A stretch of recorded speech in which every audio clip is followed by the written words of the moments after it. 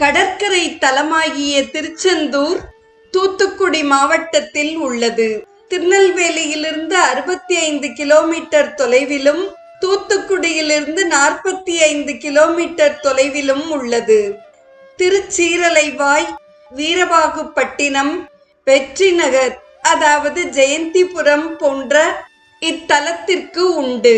திருச்செந்தூர் என்ற பெயரே பிரபலமாக உள்ளது. செந்தில் என்று சுருக்கமாகவும் கூறுவார்கள். சூரபத்மன் முதலான அவுணர்களை அழித்து தேவர்களின் துன்பத்தை துடைக்க சக்தியிடம் வேல் பெற்று தந்தையின் ஆசியுடன் புறப்பட்டான் முருகன்.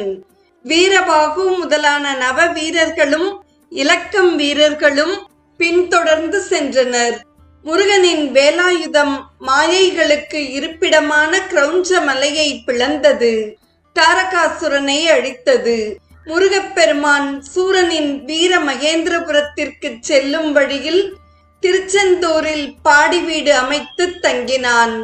அங்கிருந்து சூராதி அவுணர்களின் தோற்றம், தவம், வரம் குறித்த செய்திகளை வியாழ பகவான் கூற கேட்டான். பின்னர் அரசியல் மரபுப்படி வீரபாகுவை சூரனிடம் தூதாக அனுப்பி வைத்தான். சிறைப்பிடித்து வைத்திருந்த ஜெயந்தன் முதலான தேவர்களை விடுதலை செய்ய மறுத்தான் சூரன். போர் செய்ய விரும்புவதாக கூறினான். இலங்கைக்கும் அப்பால் இருந்த வீர மகேந்திரபுரத்திற்கு வான்வழியே பயணித்துச் சென்றனர். முருகன் தனது பரிவாரங்களுடன் ஹேமகூட்டம் என்ற கதிர்காமத்தில் பாடி வீடு அமைத்து தங்கினான்.